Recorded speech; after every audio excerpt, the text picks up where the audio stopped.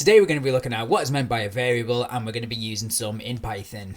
So a variable will store information. It's a location in memory, so we can store some information. It might be a string, it might be an integer, it might be the user's input, and so on. Now you will store this information so you can reuse it later on. And you can also store information so you can perform some calculations or do some updates within your program. Now while we're looking at variables today, it's a good time to talk about something called maintainability. Now this is just good practice while you're programming. Other people might look at your code, and it makes sense to make your code really easy to understand so it's nice and easy to read and they know exactly what's going on, and that's what's called maintainability. Now the way we're going to do that is by using nice neat code, and we're going to leave some spaces in between things, which is known as white space, to make it just easier on the eyes to read.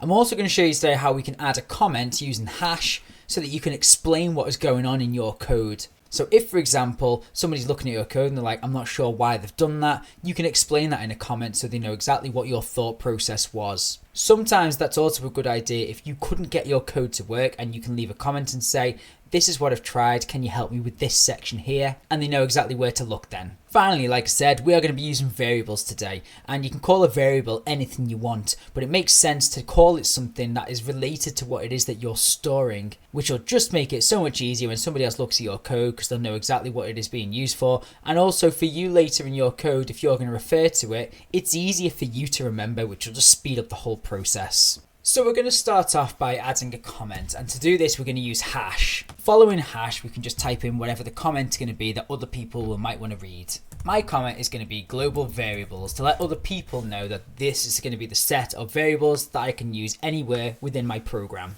So now I'm going to start putting my variables in my program. I'm going to start by naming one surname, which I think is a really appropriate name for the information I'm going to store. I'm going to store inside a string Mr. Moore.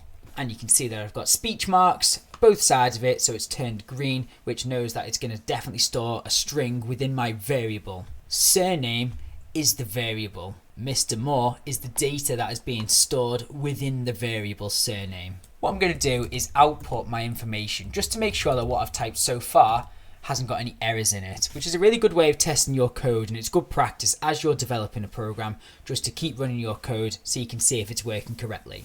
So, like from the last video, we're going to use print to output some information, and then going to put my variable surname within the brackets. Let's run our code to see if it outputs the information correctly. So I'm going to run my code, it's going to ask me to save it. I'm going to call it variables example, and as you can see, it's displayed Mr. Moore, so it was outputted correctly. So we're going to look at storing some other data types now. We've already looked at the data type a string. Now we're going to look at what we call an integer, which is a whole number.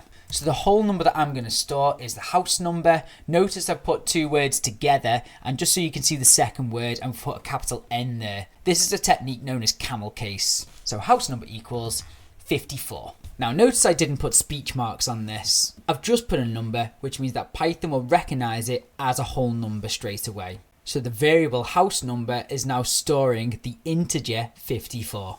The next data type we're going to look at is something known as a float or a real data type, which is a decimal in Python. So for this one, I'm going to call my variable hours worked, and I'm going to put 8.5. Because you've got the decimal point in there, Python will automatically recognize it as a float, and that has been assigned to the variable hours worked. Finally, we're going to look at a data type known as a Boolean data type. The Boolean data type can hold the true or false value. This is really important for different techniques that we're going to look at in later videos. So my variable for this one is going to be employed, and I'm going to put the word true. Now notice that true has got a capital T on it. This is following Python syntax. This is not a mistake, which is why it's changed color because Python recognizes it. It would also work if I've done a capital F on false. Now I just want to point out the maintainability technique that I've been using throughout. You can see we've got some white space here underneath my comment. We've also got some white space here after my variables before my print statement.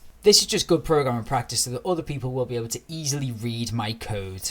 I've also used suitable variable names for all the information that I'm storing, which just lets other people understand what my code is supposed to do.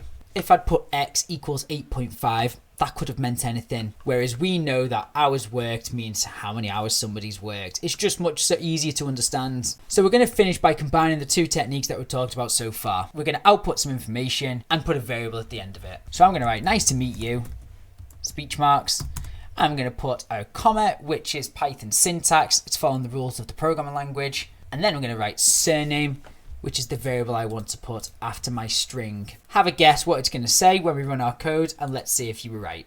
So it says, nice to meet you, Mr. Moore. So it's used the stored information from surname and put it at the end of our string. And that's it for this one. I'll see you next time.